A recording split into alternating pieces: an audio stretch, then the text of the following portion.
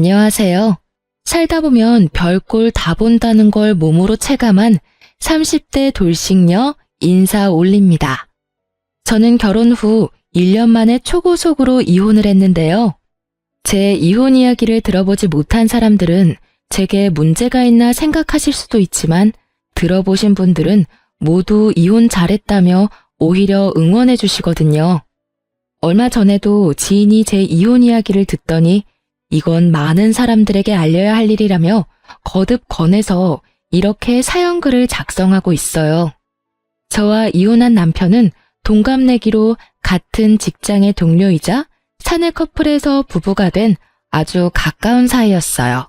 남편은 결혼을 전제로 저와 사귀기를 원했고 저도 솔직히 어느 정도 나이가 찼으니 진지하게 생각해보고자 연애를 시작했어요.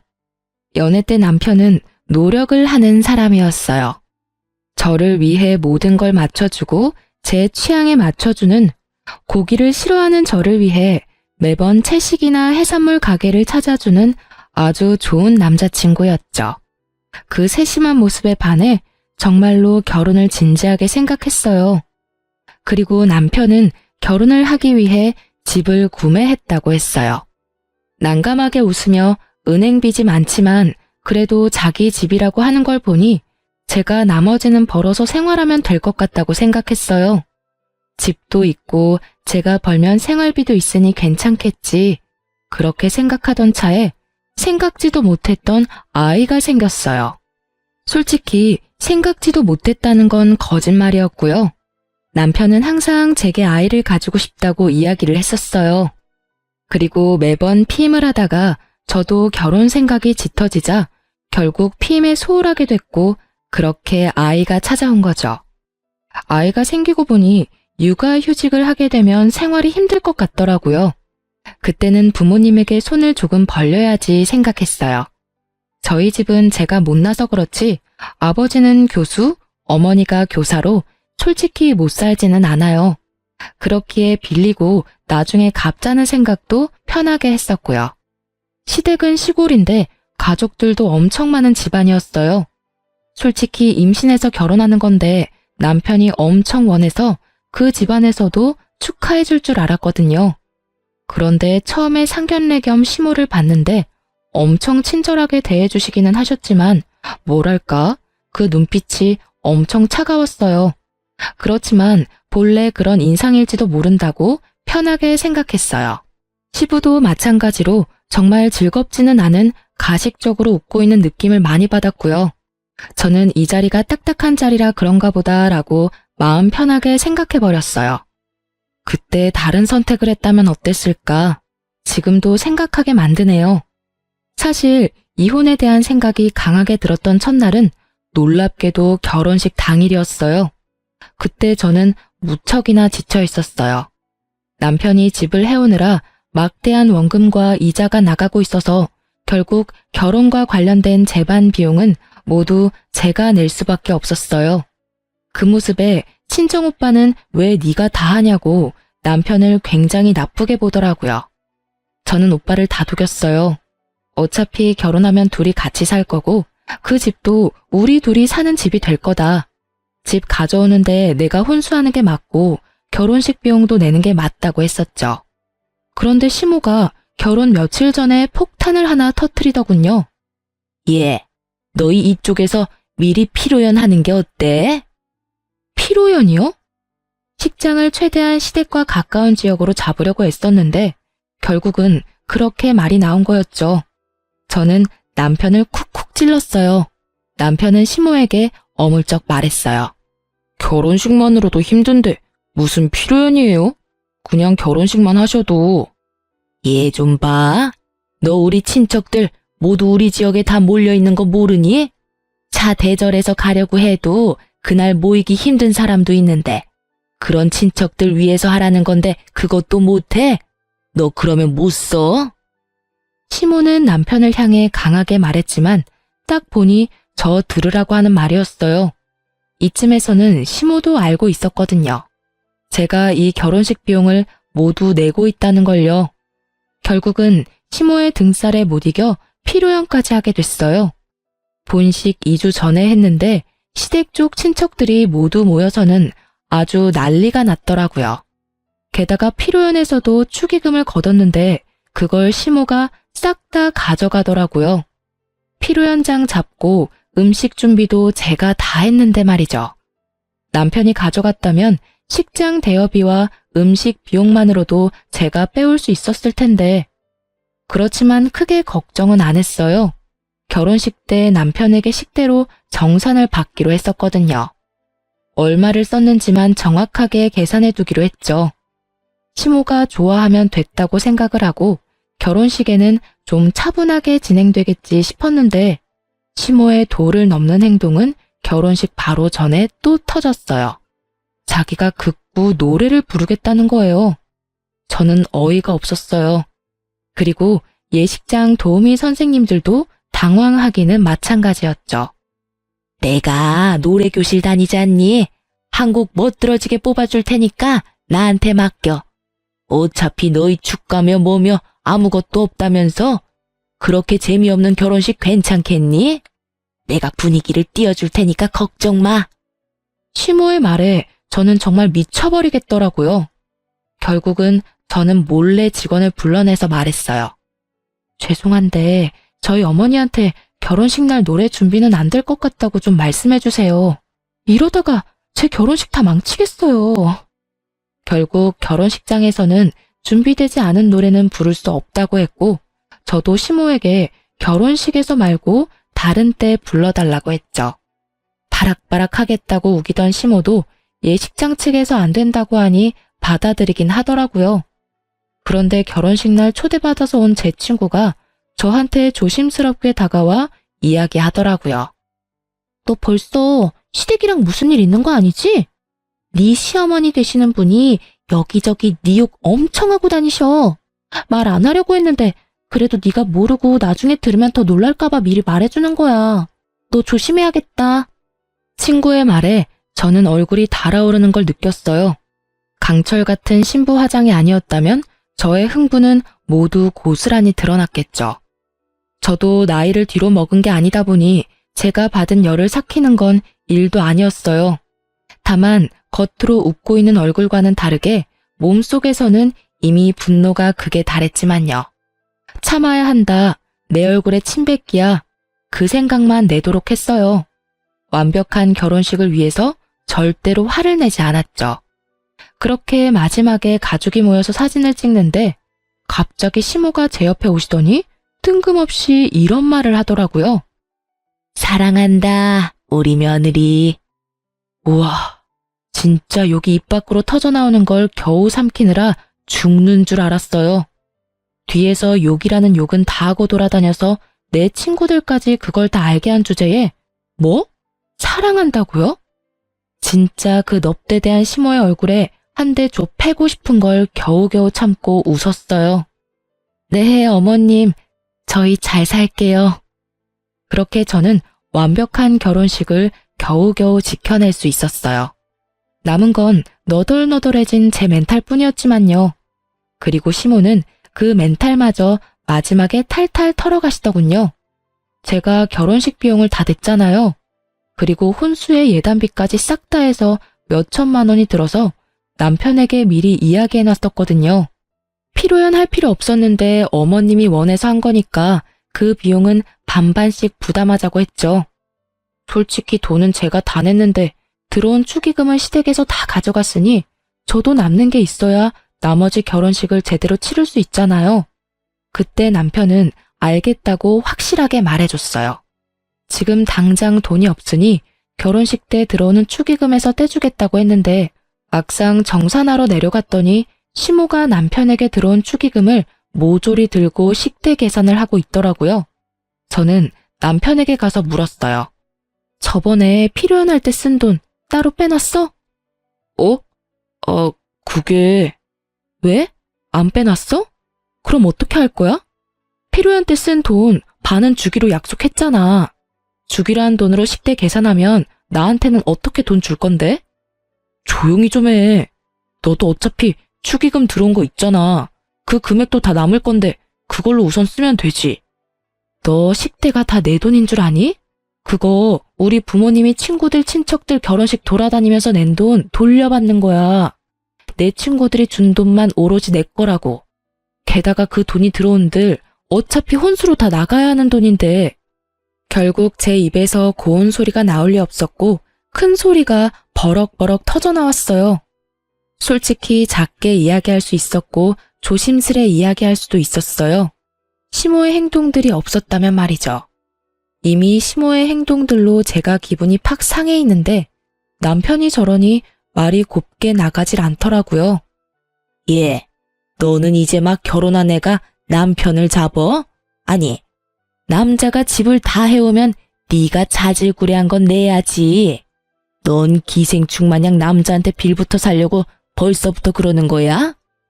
기생충요? 누가 기생충인데요? 어머님, 집을 가져오면 뭐해요? 다 대출이라 원금 이자만 월급만큼 나가는데. 그러면 어차피 제 월급으로 생활해야 하는 거 모르셨어요? 그 대출금이랑 제가 내는 생활비랑 어차피 비슷해요. 집돈 갚는 동안 내내 제 돈으로 살림 살아야 하는 거예요. 제가 아등바등 돈 갖고 그러는 거 다 잘 살아보려고 그러는 거라고요. 그리고 이 말은 안 하려고 했는데 해야겠어요. 아니, 저희 사정 뻔히 알면서 결혼식 전에 필요연은 왜 하자고 하신 건데요? 그게 그렇게 중요했어요? 그리고 필요연 할 때 식대며 예식장 비용이며 제가 다 냈는데 어머님이 축의금 들어온 거 다 가져가셨잖아요. 적어도 필요연 하자고 먼저 이야기하셨으면 비용 정도는 알아서 주시는 게 맞지 않나요? 아들이 돈 한 푼 없이 결혼식 하는데. 결국 참다 못한 저는 터져버렸고 남편은 한숨을 푹 쉬더군요. 그것도 웃겼어요. 한숨을 지가 왜 쉬어요? 내가 했으면 했지. 뭘 잘한 게 있어서 그렇게 다 해탈한 것처럼 구는지. 남편 놈이 먼저 돈을 제대로 빼놨으면 이럴 일 없었을 거잖아요. 결국은 남편은 축의금에서 필요한 값을 떼서 저한테 주더라고요. 제가 그 돈을 받으려고 하자 이번에는 시모가 난리더라고요. 아니, 왜 너한테 이 돈을 줘? 우리 집에 들어온 축의금이잖아. 왜 네가 가져가? 이런 버르장머리 없는 애를 봤나? 내가 쉽게 결혼 허락해주니까 시어머니가 만만하니? 왜 주긴? 제가 소리 지르려 하자 오빠가 끼어들었어요. 사돈 어른께서 이해하세요. 매제는 집을 해오느라 돈이 없어서 결혼식 비용을 못 대는 상황이고 이쪽도 혼수와 예단비, 결혼식비로 돈을 어느 정도 마련했는데 예상에 없던 필요연을 하게 돼서 돈이 모자라게 됐거든요. 결혼식은 둘이 하는 거니 둘이서 나누는 게 맞다고 생각합니다. 저희가 혼수 예단을 하지 않았다면 또 모를까. 그래도 4천만 원이 넘는 돈을 썼는데 결혼식비까지 모두 부담하는 건 저희한테 너무 부담이 크네요. 사돈 어른이 큰 어른이시니 부디 이해해 주세요. 좋게 말할 필요도 없는데 오빠는 간곡하게 말했고 그 간곡한 말투가 자신을 달래는 것처럼 들리는 걸 알아챘는지 시모는 친정집에 그런 모습을 보이는 게 쪽팔리다고 생각했나 봐요. 결국은 알겠어요 한마디만 남기고는 다 놔두고 나가더군요. 그 뒷모습을 보는데 정말 아침부터 밥도 못 먹고 결혼식 하느라고 난리치는 제가 왜 여기 있나 하는 생각만 들었어요. 저런 시모를 모시고 살아야 하는 제 앞날도 캄캄했고요. 이때부터였어요. 시댁에 대한 제 평가는 최하였어요. 지금도 마찬가지지만 이때부터 다 때려치고 싶었지만 뱃속에 있는 아이 때문에 겨우겨우 참았어요. 그런데 그 마지막 인내심마저 쪼개버린 일이 얼마 지나지 않아 또 일어난 거죠. 저희 아들이 태어난 지 30일쯤 됐을 무렵이었어요. 저는 초산인데다가 조련을 금방 낳은 터라 모든 게 서툴고 몸이 힘들었어요. 자연분만이었지만 10시간을 넘게 틀어서 온몸이 성한 구석이 없었죠. 그런데 하루는 남편 얼굴이 이상하더라고요. 똥 싸고 덜 닦은 표정이랄까? 뭔가 찜찜한 표정을 짓고 있더라고요. 무슨 일이야? 할 말 있어? 왜 그렇게 찝찝한 표정인데?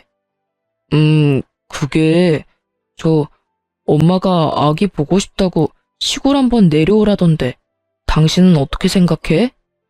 어떻게 생각하긴 절대로 가기 싫지 라고 말하려는 것을 꾹 참고 남편에게 말했죠.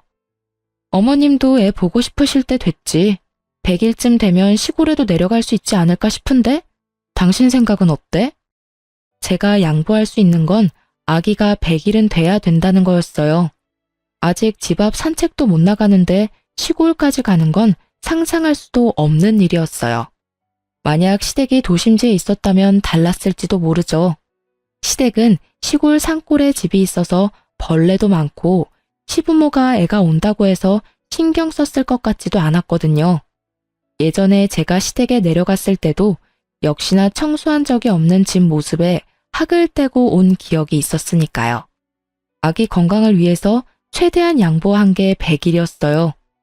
제 말을 들은 남편도 그 의견에 동의했는지 고개를 끄덕이며 시모에게 톡을 보내더라고요. 그렇게 일 하나 해결됐나 싶었는데 갑자기 제 폰이 울리더라고요. 시모의 카톡이었어요. 너만 애 낳아봤니? 너만 힘들어? 왜 혼자 유별나게 굴어? 애를 낳았으면 데리고 와야 하는 게 당연하잖아. 우리가 남도 아니고. 정말 서운하다. 너 진짜 우리 안 보려고 작정한 거니? 시모의 카톡을 보니 머리가 지끈거리더라고요. 제가 무슨 수를 쓰지 않으면 몇 날 며칠을 저렇게 사람을 쪼아댈 게 분명하니 저는 한 발 더 양보했어요. 그리고 시모에게 전화했어요. 어머님, 아기가 아직 바깥바람 쐬기 힘들어요. 보고 싶으시면 나중에 어머님이 올라오세요. 제가 힘들어서가 아니라 애가 힘들어서 그래요. 아직 목도 못 가누는데 카시트도 채우기 힘들어요. 제가 그렇게 말을 하자 시모는 알겠다며 전화를 끊더니 바로 다음날 집으로 올라왔더라고요. 적어도 며칠은 시간을 두고 올라올 줄 알았는데 이렇게 당장 올라오니 저도 당황한 상태였어요. 애 키우느라 어지럽힌 집 치우고 정리하고 시부모를 맞이했는데 오자마자 시부모는 애는 거들떠보지도 않고 집 구경만 열심히 하더라고요. 그러더니 시부가 저한테 능글맞게 웃더니 말했어요. 아가, 집이 너무 좋네. 이 냉장고랑 TV를 보니까 우리 집에 있는 거지 같은 가전들이 생각나네. 너희가 이거 우리한테 주면 정말 좋을 것 같은데? 네 생각은 어때? 저는 어이가 없었어요. 그 물건들은 모두 결혼식 끝내고 제가 하나부터 열까지 고르고 골라서 집에 들인 물건들이었어요. 게다가 냉장고와 TV는 큰 만큼 가격도 제일 비쌌거든요. 그걸 탐내는 걸 보니 참 기가 막혔어요. 아들 신혼집에 와서는 새 물건 챙기려는 꼴을 보니 너무 웃겼죠. 저희 아버지는 신혼집 와보시고는 제게 용돈도 주면서 덕담까지 해주고 갔는데 말이죠. 시댁에 용돈까지는 바라지도 않아요. 적어도 덕담 한마디 정도는 할 줄 알았는데 역시나 제 기대를 넘어버리더군요. 아버님, 그거 다 산 지 얼마 안 됐고 저희 아파트 공간에 맞춰서 산 거라서 시댁에 두기에는 좀 힘들 수도 있어요. 딱 봐도 우리 집에 들어가도 될 만한 크기인데 이거 우리한테 주고 너희들은 또 따로 사면 되잖아. 돈도 있겠다. 뭐가 문제야? 우리처럼 힘들게 사는 것도 아닌데. 거기다 친정에서 돈 좀 받을 거 아니야. 친정집이 그래도 교육자 집안인데. 저희 결혼식도 얼마 전에 마쳤고 아기 때문에 앞으로 돈이 너무 많이 들어서 다시 사는 건 좀 힘들어요. 저희도 안 쓰는 물건이면 드리고 싶은데 냉장고나 TV나 집에 없으면 안 되는 물건들이잖아요. 그래서 주기 싫어? 아니, 우리가 뭐 때문에 너랑 결혼을 허락해줬는데 이 정도도 안 해주면 우리 집이 도리어 손해보는 거지. 애 보러 와놓고는 애는 볼 생각도 없이 자기 집 세간살이 알아보려 혈안이 된 시부를 보니 불쑥불쑥 화가 치밀더라고요. 그런데 그 와중에 시모 말에 뒷골을 잡고야 말았어요. 집도 좋은데 여기서 며칠 있다 가면 좋겠네. 놀러 다닐 때도 많을 거 아니야. 온 김에 여기저기 다 돌아다니고 가야지. 저는 애 때문에 힘들어서 거동도 제대로 못하는 데다가 제대로 씻지도 못하는데 시부는 결국 일주일을 집에 머물렀어요. 그러면서 있는 내내 제가 해주는 밥 3끼 꼬박꼬박 얻어먹고 아침 저녁으로 빨래 내놓더라고요. 그걸 하면서도 최대한 참아보려 했는데 저녁에 이제 좀 쉴까 싶어서 누우면 맨날 누워있으니 몸이 아픈 거라며 움직이라고 하면서 사람을 괴롭혔어요. 결국 며칠 지나지 않아 저는 열이 받을 대로 받아버려 저녁에 퇴근하는 남편을 안방으로 데리고 와서 따졌어요. 어머님한테 언제 가시는지 물어봐. 그리고 최대한 빨리 내려가시라고 해. 내가 어떻게 그런 말을 해. 자식 신혼집 보러 오신 분들한테. 신혼집 3일 내내 봤으면 이제 다 본 거 아니야? 볼거리가 아직도 남았어? 그리고 당신 어머님 계시니까 계속 늦게 오잖아. 당신도 어머님 아버님이랑 같이 있는 거 힘들어하면서 왜 나한테 다 떠넘기는 건데? 나는 애까지 봐야 하는데 힘들어 죽겠다고. 이러다 진짜 내가 죽게 생겼다니까? 그렇다고 내가 어떻게 가시라고 말을 해. 나도 아들인데. 그리고 당신도 너무해. 어떻게 우리 부모님을 그런 식으로 말할 수가 있어. 그냥 부모님 좋은 마음으로 여기 있는다고 생각하면 안 돼? 그럼 나도 우리 엄마 데리고 와서 몇 날 며칠 있어 볼까? 결국 제 협박 아닌 협박에 진 남편은 꼬리를 내렸죠. 그러나 결국 시모에게 말도 못 꺼내고 일주일이 지났어요. 일주일이 지나니 시부모도 집으로 돌아가더라고요. 물론 TV와 냉장고는 제가 지켜냈죠. 시부모가 돌아간 날 정말 오랜만에 자유를 만끽하고 있었는데 남편이 완전 술에 절어서 엄청 늦게 들어왔더라고요. 솔직히 여태껏 우유부단하게 행동한 게 꼴보기 싫어서 남편을 옮겨주지 않으려고 했는데 그래도 감기 걸리면 애만 힘들겠다 싶어 남편을 안으로 들이려고 했어요. 그때 남편 옷에서 폰이 툭 떨어지더라고요. 폰은 얼마 전까지 대화를 했는지 카톡 화면이 떠 있었어요. 그런데 그 카톡을 보고 저는 눈이 뒤집어져 버릴 만큼 열이 받았어요. 카톡은 남편과 시모의 대화 내용이었는데 그걸 본 저는 속이 뒤틀리는 감각을 느껴야 했어요. 예, 너 결혼 잘 못했어. 좋은 집에서 곱게 자라서 그런지 시모 알 길을 개똥으로 알잖니. 꼴랑 TV랑 냉장고 때문에 정색하면서 눈 동그랗게 뜨고 따박따박 말대꾸 하는 거 봤지? 정말 결혼을 시켜줬더니 아주 시댁을 잡아먹으려고 들어. 네 아버지가 이번 기회에 가전 새로 바꾸나 싶었는데 좋다 말았지 뭐니? 시모의 열받은 음성이 여기까지 들리는 것처럼 생생해서 더 빡치더라고요. 그런데 남편의 반응이 저는 더 열받았어요. 저는 제 편을 들어주거나 그런 거 아니라고 중재를 해줄 거라고 생각하고 있었거든요. 그런데 그게 아니더라고요. 와이프가 그런 면이 있지. 그래도 엄마가 좀 참아. 지랄 같은 성격 나도 참고 잘 살고 있잖아. 그래도 처갓집에 돈이 좀 있으니까 우리한테 무슨 일 생기면 돈 빌리기도 쉬워. 말만 하면 척척 돈 내주니까. 남편놈은 우리 집을 아주 편리한 보험 정도로 보고 있더라고요. 그리고 냉장고랑 TV는 상황 봐서 내가 사줄게. 나 몰래 꽁쳐놓은 돈 좀 있어.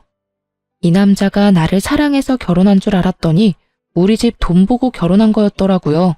이럴 거면 우리 아버지랑 결혼하지 그랬냐는 생각이 들 정도였거든요. 제가 무슨 일이 있으면 친정에 전화하니 아주 우리 집을 자기 돈줄로 아는 모양이었어요. 게다가 정말 괘씸한 건 아기 분유 기저귀 한 번을 사다 준 적 없고 그럴 때마다 자기 아파트 대출금 때문에 돈 없다 하더니 시부모 냉장고 TV 사줄 돈은 언제 꽁쳐놓은 건지. 그런데 밑으로 이어진 대화를 볼수록 더 기가 찼죠. 예, 너 이혼할 거면 애는 그냥 줘버려. 혹 달고 있으면 너만 손해야. 혹시 양육비 뭐 그런 이야기 나오면 소송해서 절대 주지 말고.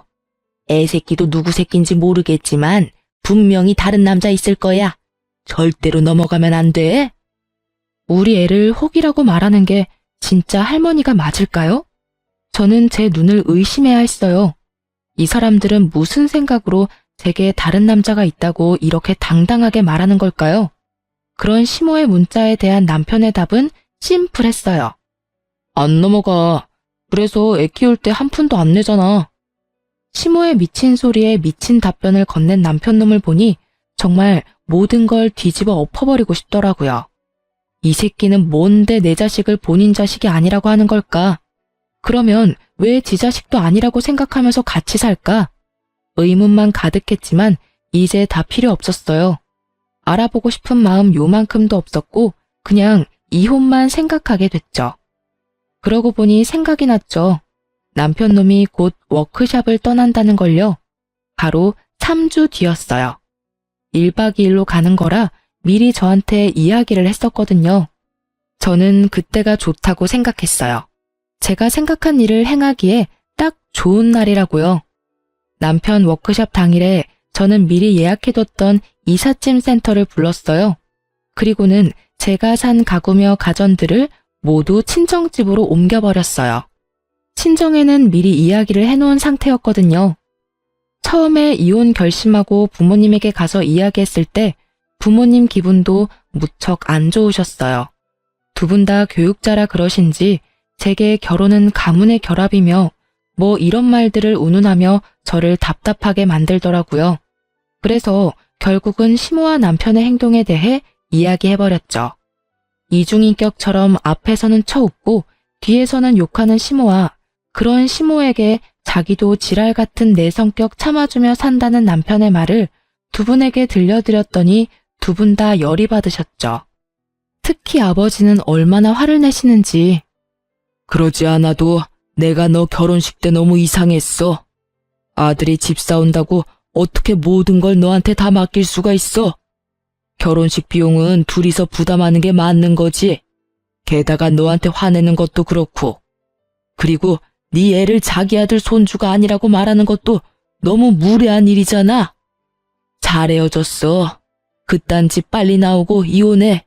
저는 아버지의 허락을 받고 집안의 물건들 중 남편 것만 쏙 남기고 나머지는 다 집으로 가져갔어요. 그리고 신발장 안에 이혼 서류까지 놔두고 나와버렸죠. 집에 있는 작은 숟가락, 젓가락까지 모두 제가 마련한 것이었으니 집은 아예 텅 비어버렸더라고요. 남아있는 건 남편 놈의 옷가지와 그 사람이 쓰던 물건들 뿐이었죠. 저는 남편을 용서할 생각이 하나도 없었어요. 그런데 남편 새끼도 저한테 용서를 구할 생각이 하나도 없었나 보더라고요. 저한테 만나자고 해서 나갔더니 도리어 저한테 화를 내더라고요. 너 미쳤어? 집에 있는 짐 다 어디 갔어? 집에 있던 가구며 가전 다 어디로 빼돌렸냐고. 내가 내 돈 주고 산 거 내가 가져왔을 뿐인데 뭐가 그렇게 화가 났어? 그게 네 거야? 네 돈 주고 샀니? 누가 보면 네가 산 것처럼 보이겠다. 그치? 정말 뻔뻔하네. 너도 그렇고 어머님도 그렇고. 뒤에서 남의 욕할 때는 언제고 이제 와서 짐을 왜 뺐냐고? 지랄 같은 성격 맞춰주고 살 필요가 뭐가 있어. 그냥 너 살고 싶은 대로 살아. 네가 대출로 산 아파트에서 아무것도 없이. 나는 그런 소리 듣고도 태어날 두꺼운 낯짝 같은 거 없으니까. 무슨 소리 하는 건데? 내가 언제 욕을 했다고 그래? 카톡에서 어머님이랑 대화한 거 다 봤거든? 사진도 찍어놨어. 술 마시고 톡 보낼 거면 관리를 잘했어야지. 하긴 네가 네 폰 간수를 못한 탓에 나도 그 진실을 알았지만 나는 시댁이든 너든 떠받들고 살 마음이 아예 싹 사라져버렸거든? 그러니까 이 김에 이혼하자는 거야. 왜 짐 뺐냐고 물으러 온 거 보니 신발장은 안 봤나 보네? 거기 이혼 서류 있으니까 작성해서 내줘. 내가 써야 하는 건 다 썼으니까. 그제서야 남편 얼굴이 아차 싶더라고요. 그런 말을 한 게 사실이었으니 자기도 발뺌은 더 못할 거고 이제 무슨 헛소리를 짓거리려나 싶었는데 역시나 정신 나간 소리를 멀쩡한 얼굴로 짓거리더라고요. 우리가 받들고 살라고 한 적 없잖아. 솔직히 그런 말 한 거는 사실이지만 그렇다고 해서 짐을 이렇게 다 빼버리는 건 너무하지. 적어도 이혼을 하려면 이야기를 하고 의논을 해야 하는 게 정상 아니야? 그리고 시부모한테 그 정도도 못해줘? 어머니랑 아버지가 뭘 그렇게 바랬는데? 그래, 욕 좀 했어. 그치만 그건 너한테도 문제가 있는 거니까 어쩔 수 없잖아. 짐을 뺀 건 내가 너희 집에 보낸 예단비가 아까워서 뺀 거야. 그러니까 네가 이해해. 그리고 내가 무슨 문제가 있어? 나 결혼식에서 너희 엄마 진상짓 했을 때도 참고 웃어줬어. 너희 아빠 우리 집에 와서 가전 가져가고 싶다고 했을 때도 웃으면서 넘겼어. 웃음 따위 전혀 나오지 않았지만 말이지. 근데 너랑 너희 부모님이 나한테 어떻게 했어? 아주 셋이서 나 하나를 분석을 자세하게도 했더라. 그리고 너는 네 새끼가 누구 애 새끼인지 몰라서 시모가 그런 말 했을 때 애 키울 때 한 푼도 안 낸다고 당당하게 이야기했어? 이 미친 새끼야. 틀린 말이 아니잖아. 너 당당하게 그 애가 내 애라고 말할 수 있어? 너 나 몰래 바람 피우고 애 만든 거잖아. 내가 애 갖고 싶다고 하니까. 저는 어이없는 얼굴로 남편 새끼를 쳐다봤어요. 이놈이 무슨 이야기를 하는 건지 머리가 따라잡지를 못하겠더라고요. 내가 다른 남자를 만난 적이 없는데 무슨 바람을 피웠다고 이러는지. 떨떠름한 제 앞에 남편이 종이 한 장을 턱 내보이더군요. 바로 검사지였어요. 영어로 뭐라 적혀 있는데 남편이 이야기하더군요. 나 무정자증이야. 애 못 갖는다고. 내가 애를 가지고 싶다고 이야기한 게 그냥 한 이야기인 줄 알았어? 나 자연 임신 시킬 확률이 엄청 낮거든? 게다가 너랑 나 그만큼 많이 관계한 것도 아닌데 애가 금방 생겼잖아. 네가 내가 가진 집 노리고 다른 놈 씨 갖고 장난친 거잖아. 그제야 이 새끼가 하는 말이 다 이해가 되더라고요. 본인이 고자인 걸 알고 있으니 애가 지 새끼가 아니라고 확신했던 거고요. 그렇지만 저 또한 확신하거든요.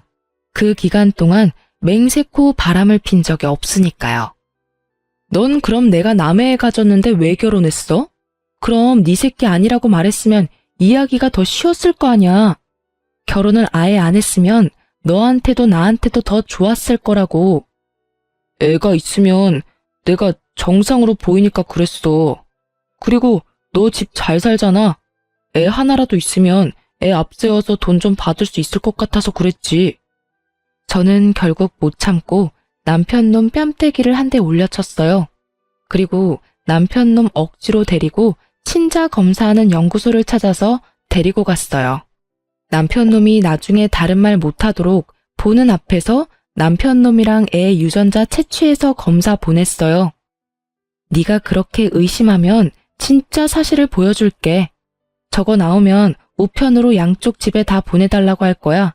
그 결과 나오면 이야기해. 저는 제 할 말만 하고 나와버렸어요. 남편 놈 꼬라지도 보기 싫었거든요. 여태껏 우리 애를 제 자식이 아니라고 생각하니 온몸이 덜덜 떨리는 배신감에 진짜 기분이 더럽더라고요. 그리고 몇 주 후에 우편이 왔더라고요. 저한테 왔으면 남편에게도 갔을 거라고 생각했어요. 그리고 그날 저녁 결국 남편이 만나자며 제게 전화를 걸어왔고요. 결과는 안 봐도 뻔했죠. 친자 관계 일치 99.9%요. 제가 만나지 않겠다고 말했더니 남편 놈이 저희 집에 찾아왔더라고요. 그러면서 우리 집 앞 문 앞에서 무릎 꿇고 앉아서는 울며 불며 아파트 떠나가라 울더라고요. 여보, 내가 잘못했어. 나는 그런 거 진짜 모르고 내가 무슨 짓을 했는지 모르겠어. 뭘 잘못했는데?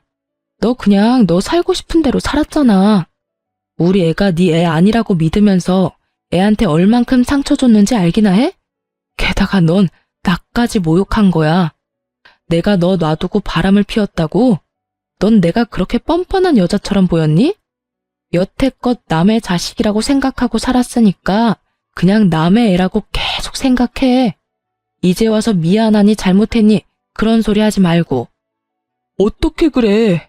내가 우리 아들 아빠인데 평생 나한테 없을 줄 알았던 내 자식인데 내 아이잖아. 아니? 네 애 아니야. 내 애지. 너 우리 애한테 분유 한 통 기저귀 하나 사준 적 있어? 아니면 장난감을 사준 적이 있어? 그렇다고 살갑게 애랑 놀아주고 안아준 적이 있어. 그런 걸 안 하는 사람은 남이라는 거야, 남. 너 우리 애한테는 남이라고. 웃긴 일이죠. 지 자식인지 몰랐을 때는 그렇게 배짱 있게 굴더니 지 새끼인 거 알고 나니 완전 안면 몰수하고 지 자식이라니. 내가 너한테 준 사랑보다 남의 자식인 줄 알았던 애가 네 자식이라는 사실이 그렇게 애절해? 애도 애지만 넌 나한테 너무 큰 상처를 줬어. 넌 나를 바람이나 피고 꼴랑 집 한 채에 어디 가서 남의 씨 가져다 품어 애 낳은 년으로 만들었어. 내가 너한테 사랑한다고 말할 때 네가 무슨 생각을 했을지 생각하면 자다가도 정신이 번쩍 들 만큼 화가 난다고. 제 말에 남편 놈은 그제야 입을 다물더라고요. 난 너 용서할 생각 없고 너랑 할 이야기도 없어. 이혼할 거고 합의 안 되면 소송이야. 나는 네가 어떤 의도로 나하고 결혼을 했는지 이 애가 네 애가 아니라고 생각하는 것도 다 녹음했고 사진 찍어놨어. 소송하면 무조건 애는 내가 데려오겠지. 그 증거들만 있으면 나 무적이잖아. 그러니까 시어머니한테 전해 애 양육비는 얼마가 나오던 10원짜리 한 푼까지 싹 다 받을 거라고. 제 말에 남편 놈은 찌질하게도 제 바짓가랑이를 잡고 늘어지더니 아버지와 오빠가 오고 나서야 결국 강제로 떨어졌어요. 그 다음날 남편 놈 대신 시부모가 찾아왔더라고요. 저는 예상했어요. 남편한테 들었으면 뭐라도 행동을 취할 거라고 예상은 했죠. 행동력 좋으신 분들이잖아요. 두 사람 모두 얼굴이 새하얗게 질려 있더군요. 며느라가 제발 이혼만은 하지 말아줘. 우리 아들이 너무 미안한 마음이 가득해. 우리도 물론이고. 너한테 그런 상처 주려고 한 거 아니야. 그냥 우리들끼리 하는 이야기였고. 알잖니. 임금님 없는 자리에서는 임금 욕도 한다고. 어머님, 저랑 그이랑 이혼하는 거 바라셨잖아요. 원하시는 대로 해드릴게요. 대신 애는 그이 애인 거 확인하셨을 테니까 양육비는 다 받을 거예요. 그 사람 집 대출금 때문에 어차피 양육비 제대로 못 받을 거 뻔하니까 어머니께서 그 사람한테 돈 좀 빌려줘요. 제발 그러지 마. 얘, 우리한테서 손주 뺏어가지 말아줘. 아주 쇼를 하고 자빠지셨더라고요. 언제는 누구 애인지도 모르래 양육비도 안 주고 이혼이나 하라더니. 그래, 우리 집안의 최고로 중요한 손주다. 그 아이만큼은 우리한테 돌려다오. 우리가 잘 키울 자신이 있어. 아버님, 좀 그렇네요. 저번에 우리 집 와서 애를 한 번이라도 안아보시기는 하셨어요? 애는 안중에도 없고 저희 세간살이만 눈독 들이셨잖아요. 그리고 그때 그런 말도 하셨죠? 친정에서 돈 주지 않냐고. 우리 집안에서 그 정도도 안 해주면 손해라고 하시지 않았어요? 어차피 애는 안중에도 없던 분들이 갑자기 애가 소중하다며 여기 와서 이러시니 참 웃기네요. 할 말 있으시면 이혼소송 변호사한테나 가서 하세요. 저는 두 분하고 할 이야기 없습니다. 저는 시부모 모두 쫓아보냈어요. 결국 그 뒤로 이혼은 소송으로 가게 됐지만 저에게 유리하게 될 수밖에 없었죠. 솔직히 결혼 기간이 짧아 재산 분할 같은 거 할 게 없었어요. 다만 위자료는 제가 조금 받아올 수 있었고 아이 친권과 양육권도 제가 가져왔죠. 남편은 제게 양육비를 꼬박꼬박 내야 했어요. 그리고 이혼 3년쯤 뒤에 저는 재혼을 하게 됐어요. 그런데 재혼을 한다고 친구들에게 연락을 했던 게 전 남편에게까지 흘러갔는지 저한테 전화가 와서는 결혼하는 건 너무하지 않냐며 난리를 피우더라고요. 당신 나랑 재결합할 생각으로 여태껏 혼자였던 거 아니야? 어떻게 재혼을 해? 내 아이를 데리고. 재결합은 무슨? 어디서 얼빠진 소리를 해? 네 착각이야. 난 지금 이 사람 놓치기 너무 싫고 너랑은 정반대로 나랑 제 자식도 아닌 애를 사랑해줘서 결혼하려는 거야. 너는 네가 지금 애를 가질 수 없다는 생각 때문에 나하고 아이한테 매달리는 것 같은데 내가 기적처럼 애 가진 것처럼 다른 여자에게도 기적이 일어날 수도 있잖아. 그러니까 열심히 너도 재혼이나 해. 나한테 전화해서 뻘짓하지 말고. 그렇게 전화를 끊었는데 몇 달 후 직장 동료가 연락이 왔더라고요. 언니, 그거 알아요? 언니 전 남편 사기당했어요. 응? 무슨 사기? 세상에, 어떤 여자가 자기가 애 가졌다면서 결국 결혼까지 할 것처럼 했거든요? 진짜 저희한테 청첩장까지 돌리고 막 그랬는데. 알고 보니까 결혼하기 전에 이 명목 저 명목으로 언니 전 남편 돈 다 받고는 글쎄 그 아파트 담보로 돈까지 빌려서 날랐다고 하더라고요. 그래서 한동안 그분 얼굴이 완전 죽상이었죠. 뭐? 여자가 애를 가졌는데 왜 여자가 도망가? 알고 보니까 임신 자체가 거짓말이었대요. 그 여자가 갔던 산부인과에 찾아갔다는데 그런 여자도 없고 애도 없고 아예 진료 기록 자체가 없었대요. 결국은 재혼도 물 건너가고 아파트 살 때 빌린 은행 빚에 담보대출까지 갚아야 해서 헉헉대시더라고요. 뭐 얼마 전에 보니까 새벽에 배송 알바 하시는 것 같던데? 여자가 완전히 계획하고 접근했나 보네. 그러게 사람을 잘 만났어야지. 애가 졌다는 이야기에 아주 혹해가지고는. 저번에 나 애가 졌다고 했을 때처럼 남의 남자애는 아닌지 의심이라도 하든지 안 하고. 근데 그 집의 비극이 거기서 끝이 아닌 거죠. 뭐가 더 남았어? 그 여자가 뱃속에 애를 들먹이면서 그 댁 부모님한테도 돈을 엄청 빌려갔대요. 그것 때문에 큰돈 잃어서 두 분 다 그 여자 잡으러 동분서주 돌아다니시다가 결국에는 없던 병까지 얻어서 병원 신세 지고 있다고 하던데요. 정말 상상을 뛰어넘네. 그러게요. 지금 생각해도 잘 빠져나오셨어요, 언니. 그런 집안에 있었으면 얼마나 고생했을지 안 봐도 훤하네요. 직장 동료의 전화를 끊고 참 많은 생각이 들었어요. 저에게는 그렇게 날카로웠던 의심의 칼날이 그 사기꾼 여자한테는 들지 않았다는 게 참 웃겼어요. 결국 제 진짜 핏줄은 품어보지도 못하고 잃게 생겼고 제 혼은 막판에 엎어져 막대한 빚만 졌으니 말이죠. 그걸 보니 제가 빠져나온 게 참 잘 됐다는 생각이 들긴 해요. 저는 지금 재혼을 해서 잘 살고 있거든요. 지금 시댁은 저한테 너무 잘해주셔요. 솔직히 이혼 후에 저는 시댁이라면 몸서리를 치는 바람에 엄청 예민하게 반응할 정도였거든요. 그런 제 모습도 그러려니 하고 넘기고 절대로 남 싫은 소리를 안 하시는 게 저희 시댁이에요. 처음에는 이 집안도 옛날 시댁처럼 똑같이 굴면 어쩌나 싶었는데 그런 분이 전혀 아니셨더라고요. 오히려 시댁과는 먼 게 좋다면서 멀리하니 서운한 기분에 제가 더 가까이 다가가게 됐거든요. 그리고 항상 칭찬을 해주니 마음이 더 가거든요. 제 아들도 본인 손주처럼 따뜻하게 대해주시고 말이죠. 그분들을 보면서 저도 그런 어른으로 늙어가고 싶다는 생각을 할 정도였으니까요. 제가 얼마나 존경하고 있는지 아시겠죠? 전 남편과 전 시댁의 어른들에게 단 한 번을 안겨보지 못한 제 아들에게 이렇게 좋은 가족을 만들어줄 수 있다는 게 너무나 다행스러운 일이라고 생각해요. 아이는 커가면서 제 양부를 닮아가고 있어요. 전 남편은 제가 마지막에 한 말 때문이라도 아이를 만나러 오는 일은 없었어요. 제가 그랬거든요. 네가 조금의 양심이라도 있으면 애한테 아빠 행세할 생각하지 마. 그 말을 듣고 본인도 느낀 게 많았는지 더 이상은 아이를 귀찮게 하지 않았어요. 친부니까 만나게 해줘야 한다는 생각을 하는 사람도 있겠지만 저는 전 남편을 죽을 때까지 용서할 생각이 없거든요. 저는 제 아이에게 온전한 사랑을 주는 사람을 아빠로 만들어주고 싶으니까요. 이렇게 글을 쓰고 보니 정말 폭풍과도 같은 이혼이었네요. 제 이야기 들으시면서 어떠셨나요? 가끔은 저도 결혼 1년 만에 이혼한 제가 다른 사람 눈에 어떻게 비칠지 의식해요. 그래서 이렇게 글을 쓰는 거고요. 저처럼 이런 사연을 가진 사람도 있다는 걸 알아주셨으면 해요. 이혼은 많이 참았다고 또 참지 못했다고 해도 되고 하면 안 되는 그런 게 아니잖아요.